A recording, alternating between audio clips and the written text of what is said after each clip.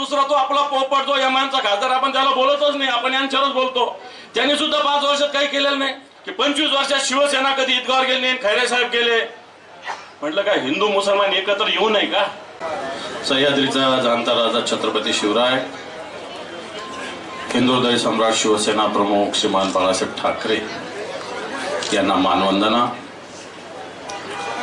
आजच्या या महाविकास आघाडीच्या आणि आदरणीय खैरे साहेबांच्या प्रचार कार्यालयासाठी उपस्थित असलेले, ज्यांना सौ दाऊद आणि एक राऊत म्हणून ओळखलं जातं, ते आदरणीय संजयजी राऊत साहेब, शिवसेना नेते माननीय चंद्रकांतजी खैरे साहेब, आदरणीय बाबूरावजी कदम साहेब, मान्य ज्येष्ठ नेते किशोरजी पाटील, अनिलजी पटेल, प्रकाशजी मोगदिया, रंगनाथ अण्णा, सुभाषजी लोमटे, सुधाकर दादा, शेख युसूफ लगाने साहेब, इब्राहिम पटेल साहेब आणि आदरणीय वाकीचे महाराज इथे उपस्थित आहेत, नामदेवरावजी पवार, उदय भाऊ. सर्व नाव अर्ध्या लोकांचे घेता येईल, मला काय 100% लोकांचे घेता येईल समोर बसलेल्यापैकी. उपस्थित सर्व महाविकास आघाडीचे सगळ्या पक्षांचे प्रमुख पदाधिकारी, माता भगिनी आणि बांधवांना, खरं तर राऊत साहेबांना ऐकायला आपण सगळे आलेलो आहोत. त्यामुळं नंदूसेठ म्हणले आपल्या शैलीत, आपली शैली अजून महिनाभर आपल्याला दाखवायची, कारण यांना थैलीत आपल्याला बंद करायचं आहे समोरच्यांना. कारण आपण 15-20 दिवसापासून प्रचार सुरू केला, समोरच्याला अजून उमेदवार सापडा. पहिली गोष्ट तर कोणत्या पक्षाला तिकीट मिळणार आहे हेच माहिती नाहीये. दुसरी गोष्ट मिळालं तर उमेदवार कोण आहे माहिती नाहीये. दारूवाल्याला द्यायचं, बरोबर का नाही? दारूचे ज्याच्या दुकान आहे, उजूक राव आपले, त्याला काय चव आहे म्हणणार त्याला द्यायचं, की पुन्हा डॉक्टर आपले तयार आहे भाजपचे हे आपल्याला काही माहिती नाही. या डॉक्टर साहेब, या डॉक्टर कल्याणजी काळे साहेबांचं जोरदार टाळ्या वाजून आपण स्वागत करूया. काँग्रेसचे जिल्हाध्यक्ष आणि जालन्याचे उमेदवार खैरे साहेबांबरोबर संसदेत डॉक्टर कल्याण काळे सुद्धा जाणार आहे यावेळेस. आणि ज्यांना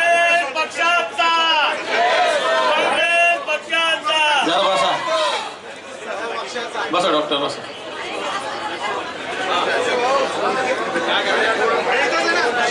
ऋषी कल्याण काळे साहेबांचा सत्कार करून ऋषी खैरे नंतर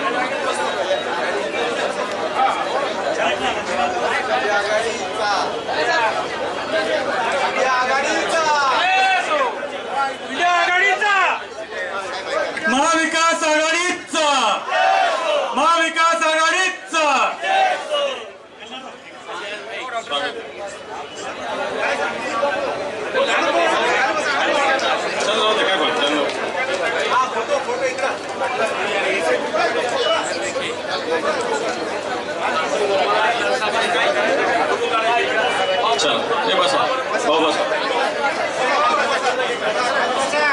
आणि समोरच्यांना अजून उमेदवार भेटत नाही, हा लढणार का तो लढणार, जो पण लढणार तो पडणार, एवढं लक्षात ठेवा. आणि म्हणून आता ज्याला ज्याला लढायची इच्छा आहे ते घरात आरामशीर बसलेले आहेत, एसी मध्ये हवा खात. पण तो हा संभाजीनगर शिवसेना प्रमुखाच्या विचारांचा सातत्यानं बालेकिल्ला राहिलेला आहे. आणि शिवसेनेसोबत आता अनिल पटेल साहेबांनी सांगितलं की तुम्हीच भारतीय जनता पार्टीला मोठं केलं. मला वाटतं ही शिवसेना आहे, ज्याला मोठं करता येतं त्याला छोटं सुद्धा करायला शिवसेनेला चांगलं जमतं. आणि म्हणून येणाऱ्या काळामध्ये जी लढत आपली होणार आहे संभाजीनगरची, मला असं वाटतं समोरच्याला उमेदवार भेटत नाहीये. आता तू तू तू लढ तू लढ तू लढ असं चालू आहे. मी लढतो कोणी म्हणत नाही, तू लढ चालू आहे. आणि याला कारणही तसे आहेत. उद्धवजींच्या सरकारच्या नंतर या संभाजीनगरामध्ये या गद्दारांचं राज्य आलं. उद्धवजींचं सरकार असताना या शहरासाठी तब्बल 2100 कोटी रुपये निधी आपण आणलेला होता. या 2100 कोटीमध्ये पिण्याच्या पाण्याची योजना उद्धवजीनं स्वतः उद्घाटन करून, स्वतः पाहणी करून, दररोज देखरेख ठेवून पाण्याच्या लाईनचं काम सुरू होतं.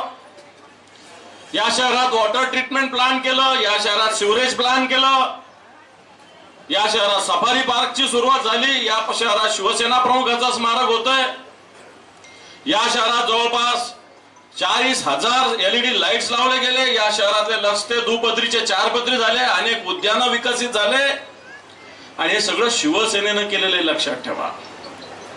शिवसेनेचा महापौर असताना 2 दिवसाला 3 दिवसाला पाणी होतं. इथं नंदकुमार घोडेले कलाताई ओझा महापौर राहिलेले आहेत. 2 दिवसाला 3 दिवसाला पाणी येत असताना हे हरामखोर लोक आक्रोश मोर्चा काढत होते. आक्रोश मोर्चा आता 8 दिवसाला आणि 9 दिवसाला पाणी येतं. यांचा आक्रोश, यांच्या डोक्यात यांचे हांडे आपल्याला घालावे लागणार आहे, लक्षात ठेवा. कारण जी समांतर जलवाणी त्याच खैरे साहेबांच्या प्रयत्नानं मनमोहन सिंग पंतप्रधान असताना, खरं तर काँग्रेसला श्रेय घेता येत नाही बऱ्याच कामाचं, खरंच घेता येत नाही काँग्रेसला, खरंच घेता येत नाही. खूप केलंय काँग्रेसवाल्यांनी पण बोलतच नाही लोक. म्हणजे सोलापूर धुळे रस्ता मला आठवतो, मी खैरे साहेबांबरोबर जात होतो, मणिशंकर अय्यर, ऑस्कर फर्नांडिस त्यावेळेस मंत्री होते, त्यांच्याकडे जात होतो. त्या सोलापूर आणि धुळे मंजूर झालाय. तुम्ही बोलतच नाही काँग्रेसचे लोक कधीच. नगर नाक्याचा रस्ता सुद्धा आपले ते संरक्षण मंत्री होते A.K. अँटनी, त्यांनी केलेला आहे, लक्षात ठेवा. तुम्ही बोलतच नाही काँग्रेसचे लोक. आम्ही काय बोलून घेतो शिवसेना, आम्हीच केलं, आम्ही म्हणून टाकतो. आमच्या संजय शिरसाट त्यांनी टकलं केलं फक्त 50 लोकांचं, मी केलं म्हणतो. पण खैरे साहेबांबरोबर मी स्वतः अँटनीकडं, म्हणजे खैरे साहेबाच्या नेतृत्वाखाली मी जात होतो. 4 वेळेस 10 वेळेस पुण्याला मिलिटरीच्या कॅप्टन कडे, दिल्लीला सुद्धा अँटनीकडे गेलो आणि त्यावेळेस हा रस्ता झालाय. सोलापूर धुळे सुद्धा हा रस्ता जो झालेला आहे, जे आपले ऑस्कर फर्नांडिस काँग्रेसचे नेते होते त्यांच्यामुळे झालाय, लक्षात ठेवा. आता हे लोक नितीन गडकरी येऊन भाजपाला, पण नितीन गडकरीनं या ठिकाणी अटलजीच्या वाढदिवसाच्या दिवशी 8,000 कोटी रुपयाची कोनशिला लावली होती. 80 कोटीचं सुद्धा काम हे भारतीय जनता पार्टी करू शकलं नाही. पैठणच्या रस्त्याचं 10 वेळेस भूमिपूजन केलं नितीन गडकरीने येऊन, आणि तो आपल्याकडे येण्याची शक्यता आहे त्यांनी येऊन, पण पैठणचा रस्ता सुद्धा झालेला नाही. परंतु शिवसेनेनं 2100 कोटी रुपयाचा निधी आणला होता. यातले जवळपास 1,500 कोटी रुपयाचं काम उद्धवजींचं सरकार असताना झालेलं, लक्षात ठेवा. आता पाण्याची स्थिती 8-8 दिवसाला 9-9 दिवसाला पाणी येतं. याला जबाबदार कोण आहे? महापौर नाही, पालकमंत्री त्यांच्या पैठणच्या याच्यात मशगूल आहे. या शहराकडे, या संभाजीनगरकडे लक्ष द्यायला कोणी नाही. खैरे साहेबांच्या नेतृत्वाखाली आम्ही सगळे शिवसैनिक याच्यात लक्ष देत होतो. रोज पाण्याचा प्रश्न 4 दिवसाचा 3 दिवस कसं होईल, 3चं 2 कसं होईल आम्ही बघत होतो. पण या लोकांनी मोर्चा काढला होता आणि सांगितलं होतं आमची सत्ता द्या, आम्ही 15 दिवसात पिण्याचा पाण्याचा प्रश्न संपवतो.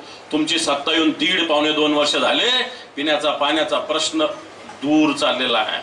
आणि येणाऱ्या काळात सुद्धा 1680 कोटीची योजना 2700 कोटीवर गेली. जर आमच्या काळात गेली असती तर बघा, यांच्या काळामध्ये 1000 कोटी जास्त लागतात. परंतु मला वाटतं तुमच्या काळात सुद्धा ही 2700 कोटीवर गेली. हा सुद्धा प्रश्न मला वाटतं येणाऱ्या काळामध्ये लोकसभेच्या निवडणुकीच्या प्रचारात आम्ही विचारल्याशिवाय राहणार नाही. म्हणून अशा पद्धतीने या शहराला विकासापासून दूर नेणारे लोक, उद्धवजींचं या शहरावर प्रेम आहे, कारण शिवसेना प्रमुखाचं प्रेम होतं आणि म्हणून या शहराला तब्बल 2100 कोटी रुपये मिळालेले होते, लक्षात ठेवा. ग्रामीण भागामध्ये सुद्धा बरेच लोक ग्रामीणचे आमदार येऊन बडबड करतील. मराठवाडा वॉटरगेट गंगापूर वैजापूर साठी 1100 कोटी रुपये उद्धवजी ठाकरे साहेबांनी मंजूर केले, लक्षात ठेवा. तिथं वैजापूर गंगापूरचे लोक आहेत. कन्नड साठी सुद्धा उदय सिंग राजपूत सातत्यानं लढा देत होते. या मतदारसंघात जवळपास सुद्धा 700-800 कोटी रुपयाचा निधी उद्धवजींच्या काळात आलेला, लक्षात ठेवा. म्हणून या जिल्ह्याचा सर्वांगीण विकास करत असताना आता ते भुमरे सुद्धा म्हणतात ती योजना, उपसा जलसिंचन योजना मावस गावांची, हिचा सुद्धा मराठवाडा वॉटरगेट मध्ये सगळ्यात आधी 276 कोटी मंजूर कोणी केले होते, तर ते उद्धवजी ठाकरे साहेबांनी मंजूर केले, लक्षात ठेवा. आणि म्हणून मला असं वाटतं या सगळ्या गोष्टी लक्षात ठेवण्याची आवश्यकता आहे आगामी काळामध्ये. आणि दुसरा तो आपला पोपट जो यमानचा खासदार, आपण त्याला बोलतच नाही, आपण यांच्यावरच बोलतो. त्यांनी सुद्धा 5 वर्षात काही केलेलं नाही.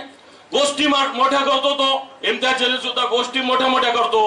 प्रत्यक्षात त्याचे सुद्धा 20-22 मला वाटतं नगरसेवक असताना त्यांनी सुद्धा दिल्लीमध्ये नुसत्या भाषणाच्या वर या शहरासाठी काही केलेलं नाही. मोठ्या संख्येनं मुस्लिम बांधव शिवसेनेसोबत येतात. काल मला पत्रकारांनी विचारलं की 25 वर्षात शिवसेना कधी ईदगावर गेली नाही, खैरे साहेब गेले. म्हटलं काय हिंदू मुसलमान एकत्र येऊ नये का? हिंदूंनी मुसलमानाच्या ईदगावर जाऊ नये का? मुसलमानांनी दिवाळीला येऊ नये का? आणि शिवसेना एक 80% समाजकारण करणारी संघटना आहे आणि म्हणून ईदगाहला जाणं काही पाप नाहीये. हिंदू मुसलमान जर एक येत असेल, या शहरात बंधुभाव वाढत असेल, या शहरात एकोबा वाढत असेल, तर तो करण्याची आमची तयारी आहे. आणि उद्धवजींच्या नेतृत्वाखाली फक्त संभाजीनगरात नव्हे तर हे महाराष्ट्रात होतंय. लक्षात ठेवा, आम्ही महाराष्ट्रात फिरत असताना मान्य उद्धवजींच्या नेतृत्वाखाली, संजय राऊत साहेबांच्या नेतृत्वाखाली महाराष्ट्रात ज्यावेळेस फिरत असताना महाराष्ट्रात गावोगाव खेडोपाडी प्रत्येक शहरात हे वातावरण निर्माण झालेलं आहे. आणि म्हणून बांधवांनो, भले आता बरेच जण म्हणले तर आपला विजय निश्चित आहे, विजय निश्चित आहे, परंतु आपली लढाई बूथवर आहे, आपली लढाई गावात आहे, आपली लढाई वाड्यात आहे, आपली लढाई तांड्यावर आहे. वाड्यातल्या प्रत्येक बूथवर, प्रत्येक वाड्यात आपली लढाई. लक्षात ठेवा, हा प्रचार होत राहील. हजारो लोक, लाखो लोक आपण एकत्र करू. पण खऱ्या अर्थाने मी तिन्ही पक्षाच्या, चारही पक्षाच्या सगळ्या लोकांना, सगळ्या कार्यकर्त्याला आवाहन करेल, आपण पहिल्यांदा निवडणूक एकत्र लढतोय. पहिल्यांदा निवडणूक एकत्र लढत असताना बूथ आपलं सगळ्यात आधी टार्गेट आहे, मतदार आपलं सगळ्यात आधी टार्गेट आहे. मतदार यावेळेस म्हणतोय मोदी हटाव म्हणतोय. लक्षात ठेवा, मोदी लागत नाही कोणाला सुद्धा. मोदी 400 पार म्हणत असेल, पण हा मोदी तडीपार आपल्याला करायचा आहे. ही भारतीय जनता पार्टी तडीपार करायची. आणि ज्यावेळेस ही भारतीय जनता पार्टी तडीपार होईल, हा मोदी तडीपार होईल, तर संभाजीनगरचा एक भगवा ध्वज घेऊन खैरे साहेबासारखा लोकप्रतिनिधी दिल्लीत जाण्यासाठी आपण सगळे मिळून प्रयत्न करण्याचा संकल्प करूया. एवढं सांगतो. खैरे साहेबांना शुभेच्छा देतो. थांबतो. जय हिंद, जय महाराष्ट्र. धन्यवाद आदरणीय अंबादासजी.